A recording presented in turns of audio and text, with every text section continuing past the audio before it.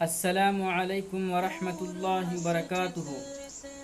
محترم سامعین و ناظرین حضرات، آپ کی خدمت میں عید الفطر کی نماز کا شافعی طریقہ بیان کیا جا رہا ہے۔ تمام شوافع حضرات اس طریقے کو غور سے سنیں اور اسی کے مطابق عمل کریں۔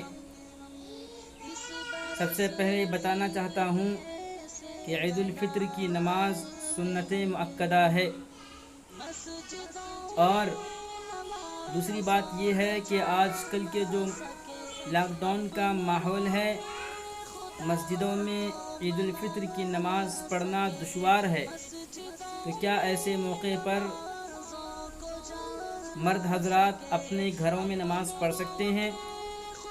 تو اس کا جواب یہ ہے کہ جی ہاں، عید الفطر کی نماز اپنے گھروں میں پڑھ سکتے ہیں، بلکہ آج کل کے ماحول میں تو عید الفطر کی نماز مسجد کے بجائے گھروں میں ہی پڑھنا افضل ہے، اور ایک طریقے سے دیکھا جائے تو ضروری ہے۔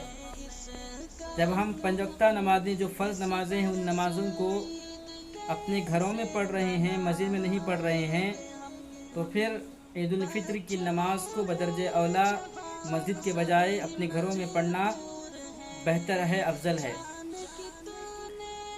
اور اس کے لیے ایک بات یہ بھی یاد رکھیے کہ جب گھروں میں نماز پڑھیں گے تو عورتیں بھی مرد کے پیچھے نماز پڑھ سکتی ہیں۔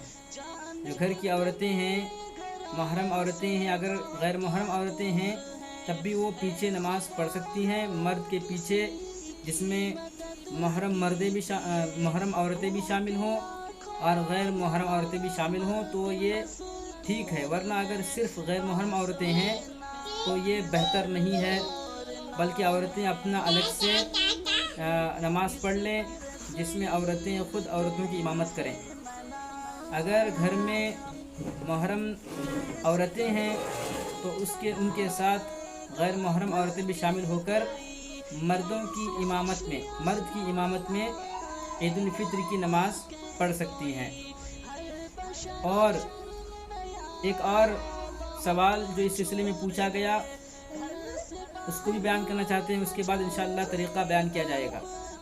وہ یہ ہے کہ بعض لوگ سمجھتے ہیں کہ مسجد میں جو 2-3 لوگ نماز پڑھ رہے ہیں، امام، مؤذن اور ایک کوئی متولی مسجد کا، اب اس اسپیکر پر اس کی آواز سنائی دی رہی ہے، اور لوگ سمجھتے ہیں کہ ہم اپنے گھروں میں امام کے ساتھ نماز پڑھ لیں گے، یعنی گھروں میں لوگ موجود ہیں اور امام صاحب مسجد کی لاؤڈ اسپیکر پر نماز پڑھا رہے ہیں، اب ان کی اقتداء کر رہے ہیں اپنے گھروں میں بیٹھ کر، تو اس طرح سے کیا عید الفطر کی نماز ہو جائے گی؟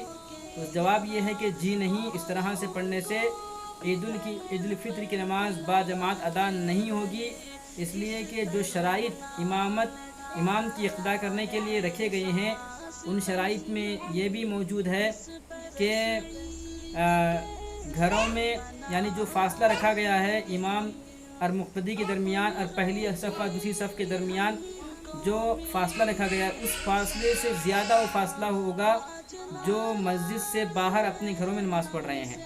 لہٰذا اس میں جو شرائط رکھے گئے ہیں، ان شرائط سے یہ باہر کی بات ہے، یعنی گھروں میں جو افراد موجود ہیں وہ اپنے گھر میں کسی مرد کو اپنا امام بنا کر نماز پڑھیں، اور جو مسجد میں نماز پڑھ رہے ہیں وہ مسجد کے اندر جتنے لوگ موجود ہیں وہی لوگ جو ہے امام کی اقتداء میں نماز پڑھیں گے۔ باہر کے لوگ جو اپنے گھروں میں نماز پڑھ رہے ہیں وہ مسجد کے امام کی اقتداء نہیں کر سکتے ہیں، تو لہٰذا یہ ایک بات ہوئی۔ اور دوسری بات یہ ہے کہ کیا امام اور جو مسجد میں حاضر ہیں ان کی نماز ختم ہونے کے بعد ہی گھروں میں لوگ نماز پڑھیں گے عید کی؟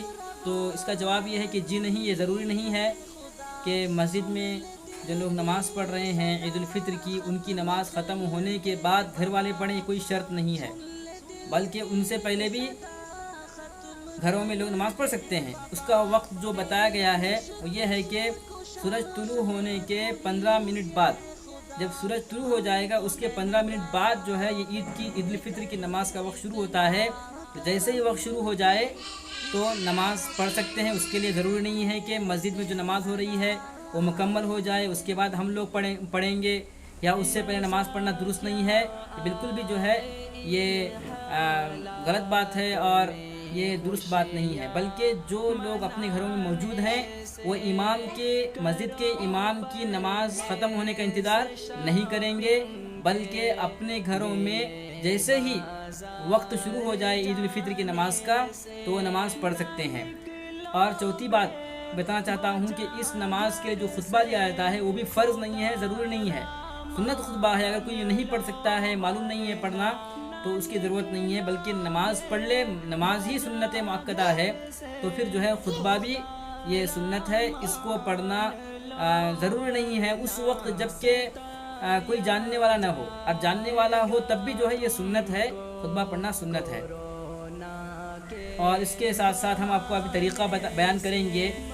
اور طریقہ یہ ہے کہ سب سے پہلے نیت کر لیں کہ میں عید الفطر کی 2 رکعت سنت مؤکدہ نماز قبلہ رخ ہو کر امام کے ساتھ ادا کرتا ہوں.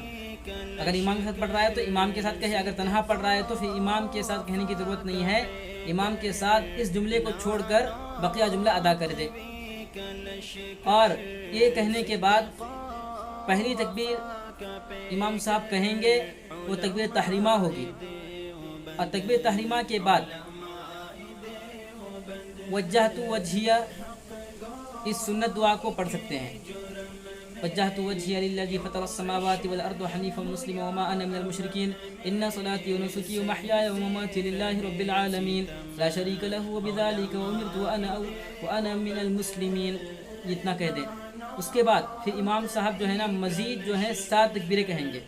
7 تکبیریں اور ہر تکبیر کے درمیان تیسرا کلمہ پڑھنا ہے. سبحان اللہ والحمد للہ ولا الہ الا اللہ واللہ اکبر. اتنا پڑھنا ہے ہر تکبیر کے درمیان.